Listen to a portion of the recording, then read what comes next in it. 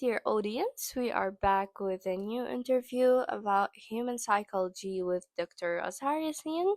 Doctor, please explain more about yourself. I am Azhar Yassin. I have a master's degree in psychology.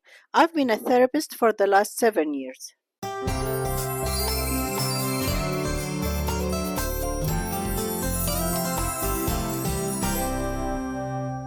What does it mean when parents take the love of their children for granted? It implies that regardless of how parents behave or treat their children, they will still love them. What causing a parent to take their children for granted? Some parents believe their children must love them regardless of how they treat or behave, simply because they gave them life. What are some factors why parents might take their children's love for granted to the extent that they occasionally put little or no effort into carrying out their parental responsibilities? It can result from a variety of things, such as their upbringing, life pressures, adverse life experiences, or psychological disorders, such as anxiety and depression, or could result from some trauma. Additionally, parents' egos usually get in the way. Mhm. Is there a particular type of child that parents take for granted?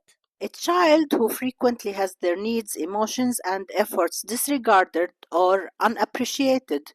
For example, children who are self sufficient or responsible, quiet kids, overachievers, and caregivers. These children nature likely give their parents the idea that their actions or carelessness won't make them less loved. Mhm. Do these children suffer in any way? Indeed, they may experience many forms of suffering, frequently in ways that influence their relationships and emotional health as adults. Low self esteem, emotional neglect, resentment and hostility, trouble trusting people, and fear of abandonment are a few possible outcomes. And can you provide basic guidelines for those children when they become adults? They should be aware that parents' actions frequently reflect their own personalities rather than theirs. Create relationships with supportive friends, teachers, or mentors. They may join organizations or clubs based on their interests. They can take care of their mental and emotional well being by practicing self care or think about going to therapy. And to establish boundaries with their parents without hurting them.